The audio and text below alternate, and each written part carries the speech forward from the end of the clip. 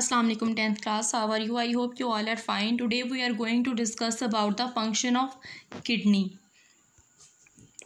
Okay, this is a picture of kidney. मैं आपको पहले ही यहाँ से सारा समझा देती हूँ कि किडनी का स्ट्रक्चर क्या होता है, फिर उसके बाद हम लोग इसका फंक्शन की तरफ जाएंगे. फर्स्ट ऑफ ऑल बेटा, ये स्टार्ट में देखें कि दो तरह की जो है वो वेन्स आर्टरीज और निकल रही हैं, ठीक है, नालियाँ निकल रही हैं. एक है रेड कलर की, एक है ब्लू कलर की. जो रेड कलर की उसको बोलते हैं रेनल आर्टरी, और जो नीचे ब्लू कलर की उसको बोलते हैं रेनल वेन. रेनल का मतलब होता है किडनी, ठीक है. तो ये दो तरह की, पहले तो आप देख लें कि नालियाँ निकल रही हैं, एक आर्टरी और एक वेन है. आर्टरी क्या करती है, ब्लड को सप्लाई करती है, और वेन जो है वो वापस लेके आती है, ये आपको पता है, ठीक हो गया. उसके बाद नीचे है रेनल पेल्वस लिखा हुआ. ये जो ट्यूब सी नज़र आ रही है ना, ये ऊपर तक देखें आप, नीचे येलो से कलर की, ऑरेंज से कलर की, ये फैली हुई है ये सारी. ये किडनी के अंदर एक पोर्शन बना होता है जिसको बोलते हैं रेनल पेल्वस. नीचे ये जो ट्यूब आ रही है इसको बोलते हैं यूरेटर. समझ आ गई, ये इधर वाला पोर्शन हो गया. अब इस साइड पे आ जाएं आप, अपने राइट साइड पे. राइट साइड पे देखें कि एक ऊपर लिखा हुआ है रेनल कॉर्टेक्स, ये किडनी का हिस्सा है. उसके बाद नीचे एक ये पायरामिड्स जो बने हुए हैं ना, ये त्रिकोण से, इसके अंदर वाला हिस्सा रेनल मेडुला होता है.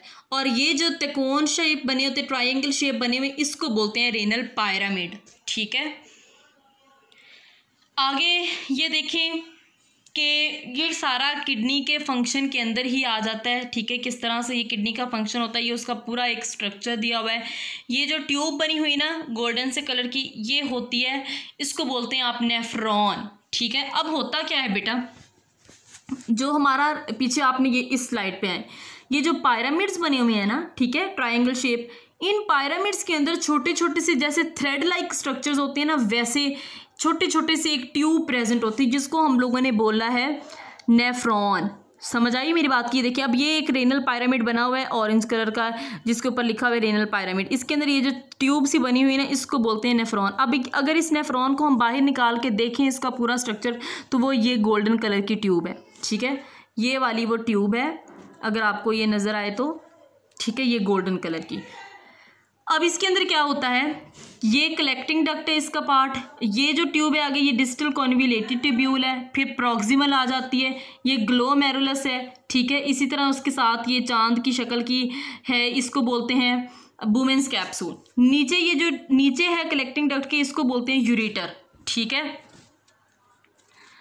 अब हम देखते हैं कि फंक्शन ऑफ किडनी क्या है. First of all kidney perform करती है ओस्मो रेगुलेटरी फंक्शन. मतलब ये कि किस तरह से किडनी जो है अपनी ओस्मो रेगुलेशन करती है, वाटर एंड साल्ट का बैलेंस किस तरह से करती है. Osmoregulation is defined as the regulation of the concentration of water and salts in the blood and other body fluids. मैंने आपको पहले ही बताया कि ओस्मो रेगुलेशन क्या होती है, वो प्रोसेस जिसके जरिए से वाटर एंड साल्ट्स का बॉडी के अंदर बैलेंस होता है. किडनी इसके अंदर बहुत इंपॉर्टेंट रोल प्ले करती है, क्योंकि वो ब्लड के अंदर वाटर का लेवल जो है या वाटर कंटेंट है उसको रेगुलेट करती है. It is an important process as excessive loss of water concentrates the body fluids, ठीक है, whereas excessive intake of water dilutes them. अब क्या होता है कि अगर हम बहुत ज़्यादा लॉस करते जाएं वाटर का, तो हमारे बॉडी फ्लूइड्स जो होते हैं वो बहुत ज़्यादा कंसनट्रेटेड हो जाते हैं, मतलब गाढ़े हो जाते हैं. अगर इनटेक बहुत ज़्यादा वाटर का करें तो हमारे जो बॉडी के फ्लूइड्स होते हैं वो पतले हो जाते हैं, ठीक है. तो हमने इनको मुनासिब क्वांटिटी में रखना है, और वो हमारी किडनी रोल प्ले करती है.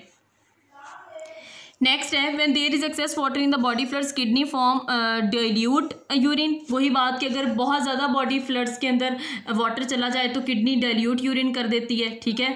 Kidney filters more water from the glomerular capillaries in the Bowman's capsule. Kidney क्या करती है, जब फूड की हो रही होती है, ठीक है, एक्सक्रीशन, तो उस वक्त जब ग्लोमेरुलस पार्ट के अंदर होती है तो वहाँ पे फिल्ट्रेशन होती है, तो वहाँ पे ज़्यादा पानी फिल्टर हो जाता है, ठीक है. Similarly less water is reabsorbed and abundant dilute urine is produced. अगर बहुत ज़्यादा वाटर रीअब्जॉर्ब नहीं हो रहा तो डेफिनेटली अबंडेंट डाइल्यूट यूरिन ज़्यादा प्रोड्यूस होगा. इसके it brings down the volume of the body fluids to normal. समझ आ गई मेरी बात की. जितना क्योंकि पानी जो है कम होगा, ठीक है, रीअब्जॉर्ब, तो डेफिनेटली यूरिन जो है वो ज़्यादा डाइल्यूट होगा. अगर पानी ज़्यादा रीअब्जॉर्ब हो जाएगा तो यूरिन गाढ़ा हो जाएगा ना, क्योंकि यूरिन पानी जो है वो यूरिन को पतला करता है, ठीक है. When there is shortage of water in the body fluids, अगर पानी की कमी हो जाए तो फिर क्या होता है, kidney filters less water and glomerulus capillaries and the rate of reabsorption of water is increased. अब क्या होता है कि अगर वाटर शॉर्टेज हो जाए, शॉर्टेज जब वाटर की होती है तो हमें चाहिए होता है कि हम पानी को ज़्यादा से ज़्यादा फूड में से रीअब्जॉर्ब कर लें, और यूरिन इस तरह से हमारा कंसनट्रेटेड हो जाता है, ठीक है, क्योंकि पानी वापस बॉडी तक आ जाता है रीअब्जॉर्प्शन के ज़रिए से, और जो पीछे यूरिन है वो गाढ़ा हो जाता है।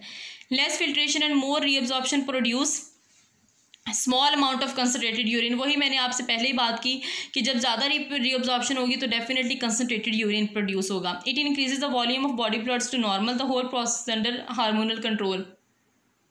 ये जो सारा प्रोसेस होता है ये हार्मोन्स के ज़रिए से होता है, ठीक है। इसमें दो हार्मोन्स एक्ट करते हैं, एक होता है एंटी डायूरेटिक हार्मोन और दूसरा होता है एल्डोस्टेरोन, ठीक है। ये दो हार्मोन्स जो होते हैं वो नेफ्रॉन के ऊपर एक्ट करते हैं, उसकी कलेक्टिंग डक्ट पे और लूप ऑफ हेनले पर, तो जिससे वाटर की रीअब्जॉर्प्शन हो जाती है। जब ज़्यादा ज़रूरत होती है बॉडी को वाटर की तो वाटर रीअब्जॉर्ब हो जाता है और कंसनट्रेटेड यूरिन प्रोड्यूस होता है। अगर कम हो रही होती है तो फिर वाटर की इतनी रीअब्जॉर्प्शन नहीं होती, वाटर कम फिल्टर होता है और वो वापस जो है वो यूरिन के अंदर शामिल हो जाता है, ताकि यूरिन जो है वो पतला हो जाए।